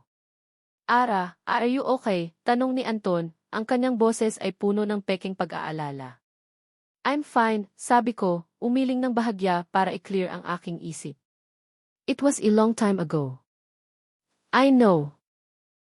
I hate seeing good people get hurt, sabi niya, tumayo. Anyway, I should go. Just wanted to drop by. Kung kailangan mo ng kausap o ng ibang partner para sa mga proyekto mo sa hinaharap, you know where to find me. Ngumiti siya ulit bago umalis, iniwan ako sa aking opisina kasama ang kape at ang mas mapait na lasa ng pagdududa. Nakatitig ako sa pinto kung saan siya lumabas. Ang kanyang mga salita ay umalingaw sa aking isipan. Ang mga artikulo na nabasa ko kanina ay nagsasabi ng isang kwento. Ang mga salita ni Anton ay nagsasabi ng isa pa. Alin ang totoo? Ang Miguel na nagsakripisyo para sa pamilya? O ang Miguel na duwag na humanap ng dahilan para iwan ako para sa ibang babae? Ang puso ko ay nahati. Isang bahagi ang gustong maniwala sa mas mabuting bersyon niya. Ang isang bahagi, ang bahaging nasaktan at takot ng masaktan muli, ay mas gustong maniwala sa mas masamang bersyon. Dahil kung siya ang kontrabida, mas madaling maging biktima. Hindi ko alam kung kanino at kung saan ako maniniwala. Ang alam ko lang, ang Everia Tower, ang simbolo ng aking pangarap, ay unti-unti nang nagiging isang monumento ng aking pinakamalaking kabiguan. Ang takot ay isang bagay na pamilyar sa akin. Naramdaman ko ito 5 taon na ang nakalipas, nang makita kong unti-unting gumuho ang lahat ng pinaghirapan ni Papa. Ngunit ang takot na nararamdaman ko ngayon ay iba. Mas malalim. Mas personal. Dahil sa pagkakataong ito, hindi lang ako ang nakataya. Hawak ko ang litrato ni Anton na kuha ni Marco. Nakatitig ako rito, sinusubukang intindihin ang lalim ng kanyang galit. Hinahabol niya ako. Hinahabol niya ang pangalan ng pamilya ko. At si Ara inilagay ko siya sa gitna ng digmaang ito. Kailangan ko siyang sabihan. Kailangan kong balaan siya. Ngunit paano? Paano ko sasabihin na ang lalaking nag-alok sa kanya ng kape at pakikiramay ay isang demonyo na nagpaplanong sirain kaming dalawa? Maniniwala ba siya sa akin, lalo na't ako mismo ang nagtanim ng duda sa isip niya? Habang nag-iisip ako ng tamang paraan, ng tamang salita, huli na pala ang lahat. Nasa gitna ako ng isang meeting kasama ang finance team, tinatalakay ang budget overruns na dulot ng mga sabotahe, nang biglang may kumatok ng malakas sa pinto ng conference room. Ang sekretarya ko, si Janice, ay pumasok, ang kanyang mukha ay maputla. Sir, sabi niya, nanginginig ang boses. You need to see this. Itinuro niya ang malaking D-screen sa pader ng silid na karaniwang nakabukas sa isang business news channel. Ang lahat ng ulo sa silid ay lumingon doon. Isang key breaking news banner ang kumikislap sa ilalim ng screen. At ang larawan sa likod ng news anchor ay ang pamilyar na logo ng Everia Tower. Ulat na naglalaman ng mga di umano seryosong depekto sa pundasyon ng itinatayong Everia Tower sa Giz. Ayon sa isang confidential report na nakalap ng aming news team, may mga structural weaknesses daw na maaaring maglagay sa panganib sa buong gusali. Ang boses ng anchor ay nagpatuloy, ngunit ang aking pandinig ay tila humina. Ang naririnig ko na lang ay ang malakas na dagundong ng aking puso. Isang peking report. Isang gawa-gawang dokumento na may mga peking pirma at mga kalkulasyon na mukhang lehitimo sa mata ng isang hindi eksperto. Ang pinakamalaking kasinungalingan binalot sa isang profesional na itsura. Ito na ang atake ni Anton. Hindi patago, kundi isang bomba na pinasabog niya sa buong bansa. Bago pa man matapos ang report, nagsimulang magring ang mga telepono. Hindi lang ang telepono ko. Ang telepono ng lahat ng nasa finance team. Ang intercom sa desk ni Janice. Ang buong kumpanya ay biglang napuno ng tunog ng nag-aalab na krisis. Ang unang tawag na sinagot ko ay mula kay Tan. Ang kanyang boses, na dati kalmado at puno ng respeto, ay isa ng sigaw. Leon, anong klase itong kalokohan if naririnig if ATV trying easy bankrupt yields? Tan, it's a lie. It's fabricated. Fabricated. Hawak silang dokumento, Miguel. SW investors the pulling iski. EVTT suspending the entire project, effective immediately. As expect lawsuit from Yeats. Click. Ibinaba niya ang telepono. Sunod-sunod na tawag. Mula sa mga bangko, nagbabantang i-freeze ang aming credit lines. Mula sa mga supplier, kinakansela ang mga susunod na delivery. Mula sa media, humihingi ng komento. Ang aking kumpanya, ang De Leon Corp, na pilit kong itinayo muli mula sa abo, ay gumuho sa loob lamang ng ilang minuto.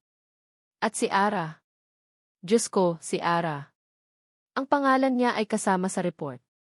Ang disenyo, nagawa ni Architect Elena Reyes. Ang kanyang reputasyon. Ang kanyang pangalan na pinaghirapan niyang buuin. Dinamay ni Anton. Dinamay ko. Napasabunot ako sa sarili kong buhok. Ang aking mga daliri ay mariing humahawak sa aking anit, na para bang sinusubukang pigilan ang aking mundo na tuluyang gumuho. Yekivu. Ito ang pakiramdam 5 taon na ang nakalipas. Ang kawalan ng kapangyarihan.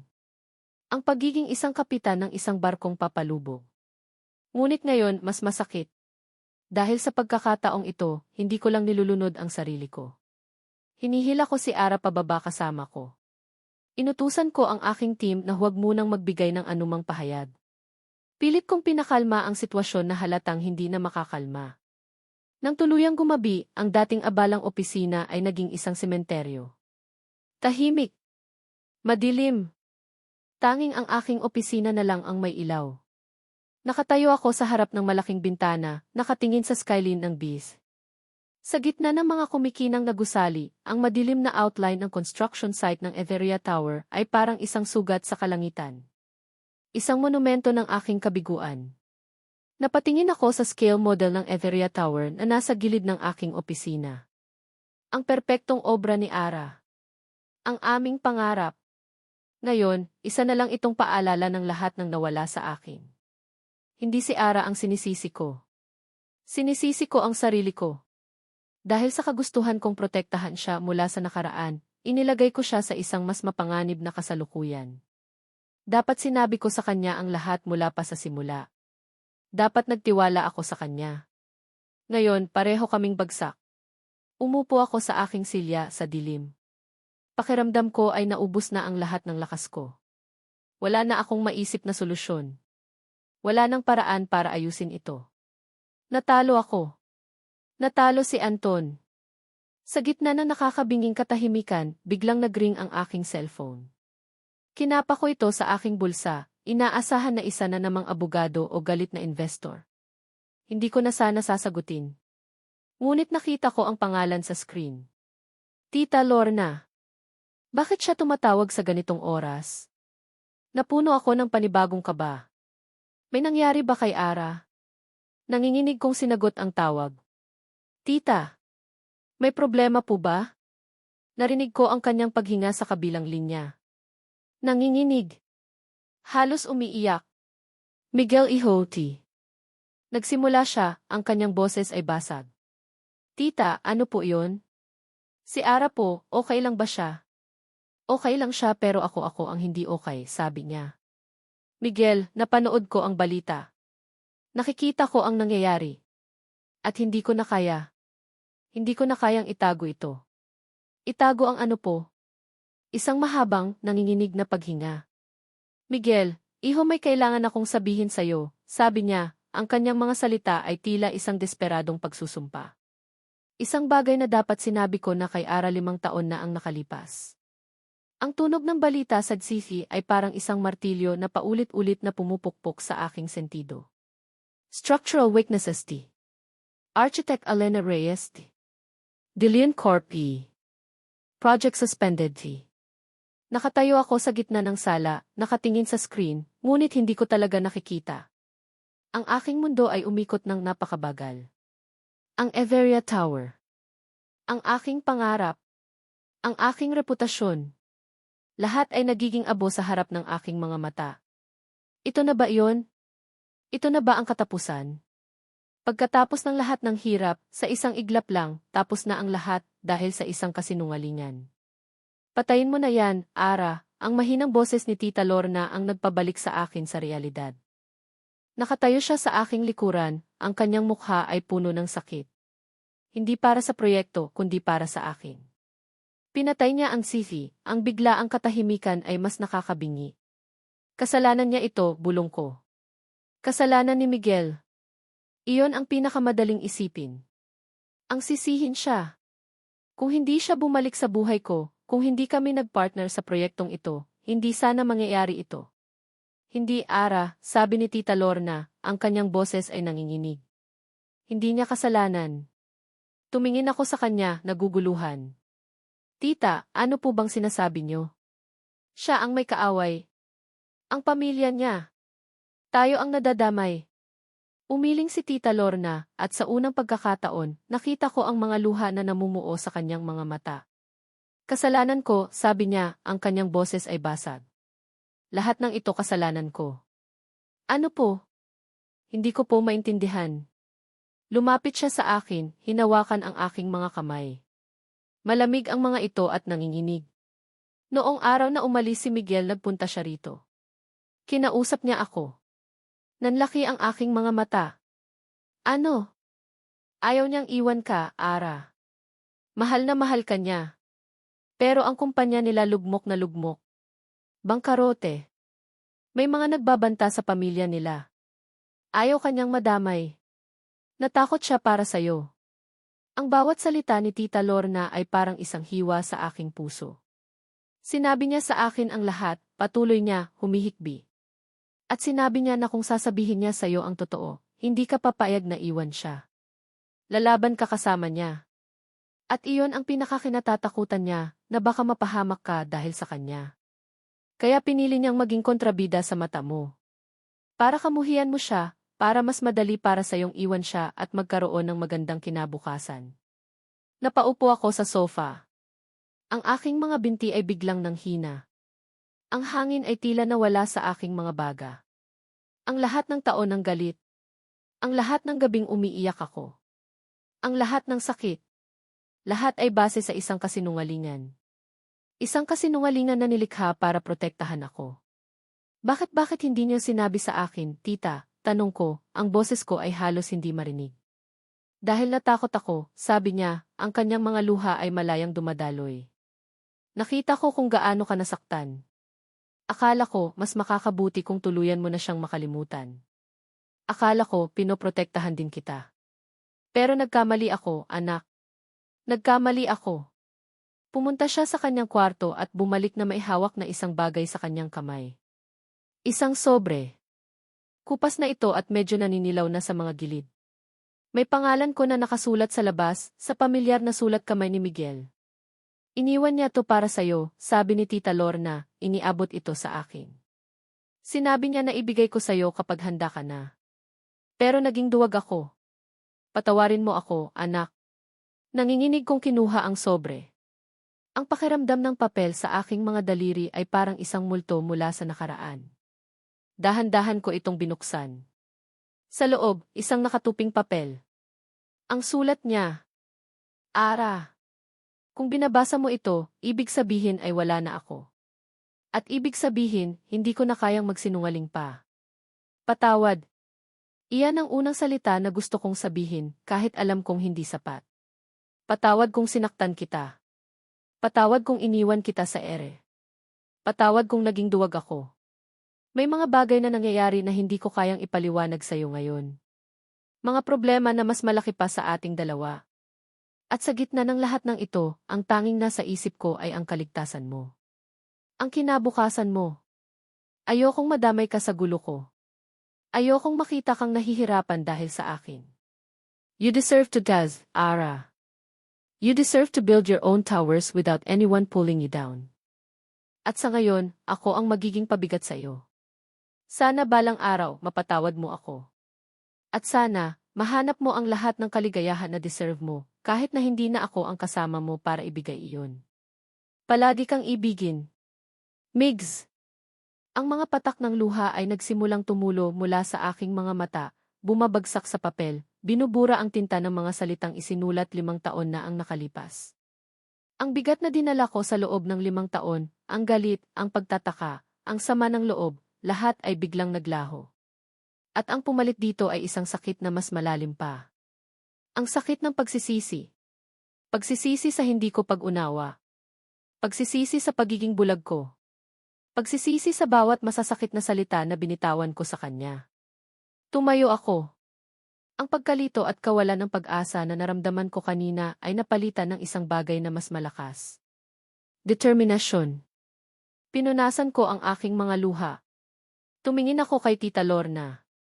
Salamat po, Tita. Salamat po sa pagsasabi ng totoo. Kinuha ko ang aking susi at ang aking bag, ang sulat ay mahigpit na hawak sa aking kamay. Saan ka pupunta? Tanong ni Tita Lorna, ang kanyang boses ay puno ng pag-aalala. Kailangan ko siyang puntahan, sabi ko, ang aking boses ay matatag. Hindi siya pwedeng harapin ito ng mag-isa. Hindi na ngayon. Walang pag-aalinlangan. Walang takot. Nagmamadali akong lumabas ng bahay, patungo sa kadiliman ng gabi. Ang aking patutunguhan ay malinaw. Ang opisina ng De Leon Corp. Ang lugar kung saan alam kong nag-iisa ngayon ang lalaking nagsakripisyo ng lahat para sa akin. Ang lobby ng De Leon Corp. Building ay madilim at tahimik, isang malaking kaibahan sa karaniwang pagiging abala nito. Tanging ang desk ng security guard ang may ilaw. Kilala na ako ng guard kaya pinapasok niya ako nang walang tanong, ang kanyang mukha ay puno ng awa. Alam ng lahat ang nangyari. Habang umaakyat ang elevator, ang puso ko ay kumakabog. Ano ang sasabihin ko? Paano ako magsisimula? Ang salitang sorry ay parang kulang na kulang para sa 5 taon ng aking galit. Ang sahig kung nasaan ang opisina niya ay mas madilim pa. Tanging isang sinag ng ilaw ang nagmumula sa ilalim ng pinto ng kanyang opisina sa dulo ng pasilyo. Naglakad ako palapit, ang bawat hakbang ay umiitso sa katahimikan. Binuksan ko ang pinto ng walang katok. At doon, nakita ko siya. Nakaupo siya sa kanyang silya, nakatalikod sa pinto, nakaharap sa malaking bintana na tanaw ang syudad. Ang anino niya laban sa mga ilaw ng gabi ay larawan ng isang taong talunan. Ang malapad niyang balikat ay bagsak. Ang kanyang ulo ay nakayuko. Hindi niya narinig ang pagpasok ko. Migs, mahina kong tawag. Dahan-dahan siyang lumingon. Nang makita niya ako, nakita ko ang gulat sa kanyang mga mata, na mabilis na napalitan ng pagod at pagsisisi. Tumayo siya. Ara, anong ginagawa mo dito? Tanong niya, ang kanyang boses ay pagod at basag. You shouldn't be here. Umalis ka na. Baka may media pa sa baba. Umiling ako. Naglakad ako palapit, huminto ilang talampakan mula sa kanya. Inilahad ko ang aking kamay. Sa palad ko, ang nakatuping sulat na ibinigay sa akin ni Tita Lorna. Tumingin siya sa sulat at pagkatapos ay sa akin. Ang kanyang mga mata ay nanlaki sa pag-unawa. Binasa ko na, sabi ko, ang aking boses ay nanginginig. Sinabi na sa akin ni Tita ang lahat. Isang alon ng emosyon ang dumaan sa kanyang mukha, sakit, hiya, pagsisisi. Napaiwas siya ng tingin, hindi makatingin ng diretso sa akin. Ara, ay, ni. Idre, sabi ko, lumapit pa. Hinawakan ko ang kanyang pisngi, pinilit siyang tumingin sa akin. Ako dapat ang magsorry. Ang mga luha na pinigilan ko kanina ay nagsimula ng tumulo. I'm sorry, Migs. I'm so sorry. Sa lahat ng sinabi ko. Sa galit ko. Sa pagiging bulag ko. I'm so sorry. Umiling siya at nakita ko ang pamumuo ng luha sa kanyang sariling mga mata. Hinawakan niya ang kamay ko na nasa kanyang pisngi. No, kasalanan ko. Dapat sinabi ko sa'yo. Dapat nagtiwala ako sa'yo. Patawarin mo ako sa pagiging duwag ko. Sa sandaling iyon, ang lahat ng pader sa pagitan namin ay tuluyan ng gumuho. Niyakap ko siya ng mahigpit, ibinaon ang aking mukha sa kanyang dibdib. Naramdaman ko ang kanyang mga braso na yumakap pabalik sa akin, mahigpit, na para bang natatakot siyang isa lang itong panaginip. Umiyak kaming dalawa, para sa 5 taon na nasayang, para sa sakit na tiniis naming mag-isa, at para sa pag-asa na muling nabuhay sa gitna ng kaguluhan. Hindi pa huli ang lahat, bulong ko. Lalabanan natin to, magkasama. Humiwalay siya sa yakap at tumingin sa akin. Paano? Wasak na ang lahat, Ara. Hindi, sabi ko, puno ng bagong determinasyon. Mayroon siyang hawak na kasinungalingan. Ang panlaban natin ay ang katotohanan. Ikinuwento ko sa kanya ang lahat, ang pagbisita ni Anton, ang laso na sinubukan niyang itanim sa aking isipan tungkol sa isang babaeng lawyer. At doon, nakita ko ang isang kislap sa mga mata ni Miguel. Ang lawyer, sabi niya. Si Attorney Gomez. Siya ang tumulong sa amin sa debt restructuring noon. Ang babaeng nakita mo. Pagkatapos, ikinuwento naman niya ang tungkol sa private investigator, sa koneksyon ng mga Villena sa pamilya niya, at higit sa lahat. Ang larawan, sabi niya. Ipinakita niya sa akin ang litrato sa kanyang telepono. Ang larawan naming dalawa na masaya at ang anino ni Anton sa likuran. Isang pangingilabot ang gumapang sa aking gulugod. He was watching us. Mula pa sa simula, sabi ni Miguel, ang kanyang boses ay matigas na ngayon, napalitan na ng galit ang pagkatalo. Ito ang plano niya. Sirain ako at gamitin ka para gawin iyon. Sa unang pagkakataon sa loob ng maraming araw, hindi na kami si Architect Reyes at Engineer De Leon. Kami na ulit si Ara at Migs. Isang team. We need plan, sabi ko. At nagplano nga kami. Hanggang sa pagsikat ng araw. Kinabukasan. Sa isang emergency meeting na ipinatawag ni Tan para formal na i-terminate ang kontrata, dumating kami ni Miguel ng magkasama. Nagulat ang lahat nang makita kaming magkahawak kamay. Nandoon si Anton Villena, nakaupo sa isang tabi, ang mukha ay puno ng kunwaring pakikiramay. Tan, board members, nagsimula si Miguel, ang kanyang boses ay kalmado at puno ng otoridad. Alam naming lahat ang paratang laban sa amin. At narito kami para sagutin ito. Hindi ng isa pang press release, kundi ng katotohanan. Isa-isang inilatag ni Miguel ang mga ebidensya. Ang ugnayan ng pamilya nila sa mga Villena. Ang motibo ni Anton para maghiganti. Ang peking audio recording. Ang logbook. At pagkatapos ang larawan. Ipinakita ito ni Miguel sa malaking screen. Ang katahimikan sa silid ay nakakabingi. This was never about business competition, sabi ni Miguel. This was personal vendetta. Nakita ko ang pagbabago sa mukha ni Anton. Ang kanyang pagkukunwari ay nawala, napalitan ng galit. This is absurd. Pinipilit niyo lang ibahin ang usapan mula sa kapalpakan niyo, sigaw niya. Kapalpakan, tanong ko, tumayo. Ito na ang aking pagkakataon. O isang masusing plano para sirain hindi lang ang isang kumpanya, kundi pati na rin ang isang tao. Humarap ako kay Anton. You visited the office, didn't you, Anton? You tried to poison his mind with lies about the female lawyer. That's preposterous. I was just being a friend. Friend, tanong ko. Isang kaibigan na sinusubaybayan ka 5 taon na ang nakalipas. Wala kayong pruweba, sigaw niya. Actually, meron, isang boses ang nagsalita mula sa pinto. Lumingon kaming lahat. Nakatayo doon si Tita Lorna, ang kanyang mukha ay puno ng takot ngunit may determinasyon.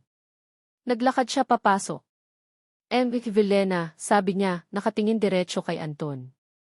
Hindi mo na ako maalala, siguro. Pero nagkita na tayo. 5 taon na ang nakalipas. Sa isang coffee shop malapit sa opisina ni Ara. Sinundan mo ako. Tinanong mo ako tungkol sa kanila ni Miguel. Sinubukan mo akong suhulan para tulungan kang paghiwalayin sila. Nanlaki ang mga mata ni Anton. Halatang hindi niya inaasahan ito. Hindi ko tinanggap ang pera mo, patuloy ni Tita Lorna. Pero ang takot na itinanim mo sa akin iyon ang dahilan kung bakit naging duwag ako. At hindi ko nahahayaan na manalo ka dahil doon. Ang lahat ng hangin ay tila nawala sa katawan ni Anton. Siya ay na-corner. Ang kanyang mga kasinungalingan ay gumuho isa-isa. Tumingin siya sa aming lahat, ang kanyang mga mata ay nag-aapoy sa galit at pagkatalo. Isang tawang nakakakilabot at walang saya, ang kumawala sa kanyang bibig. Tapos na, tanong niya, ang kanyang boses ay puno ng lason. Sa tingin niyo, nanalo na kayo? Tumayo siya, inaayos ang kanyang damit, isang baliw ng ngiti ang nasa kanyang mga labi. Sinira niyo ang pamilya ko, bulong niya, sapat na lakas para marinig ng lahat. Sisiguraduhin ko na ang toreng iyan ay hinding-hindi maitatayo. Naglakad siya palabas ng silid, iniwan kaming lahat sa isang nakakabinging katahimikan, na maihalong takot at isang maliit na sinag ng tagumpay. Lumipas ang ilang buwan. Ang iskandalo ay dahan-dahang humupa, na parang isang bagyo na sa wakas ay naglaho. Ang katotohanan sa huli ay laging lumalabas. Dahil sa mga testimonya, lalo na ang kay Tita Lorna, at sa mga ebidensyang nakalap ni Marco, naharap si Anton Villena sa maraming kaso, mula sa corporate sabotage hanggang sa paninirang puri. Ang kanyang muling itinayong imperyo ay gumuho ng mas mabilis pa kaysa sa inaasahan niya. Ang kanyang pangalan ay naging sinonimo ng kabiguan at galit. Ang Everia Tower Project, matapos ang masusing pagsisiyasat at pagpapatunay na walang anumang depekto ang istruktura nito, ay muling binuhay. Nagsorry si Aim Itan ng personal sa aming dalawa ni Miguel, at ang tiwala ng mga investor ay unti-unting nanumbalik. Ang tour ay muling itinayo. Isang hapon, habang ang araw ay papalubog at hinahaplos ng gininto ang kulay nito ang buong Metro Manila, nakatayo kami ni Miguel sa rooftop ng Everia Tower. Hindi pa ito tapos. Ang mga bakal ay nakalabas pa, ang sahig ay purong semento pa lang. Ngunit mula rito, tanaw na namin ang lahat. Ang hangin ay malakas, ngunit hindi ako nilalamig. Ang braso ni Miguel ay nakaakbay sa akin, at ang init ng kanyang katawan ay sapat na. Naaalala mo ba, tanong niya, ang kanyang boses ay halos isang bulong sa gitna ng hangin. Yung pangarap natin noon.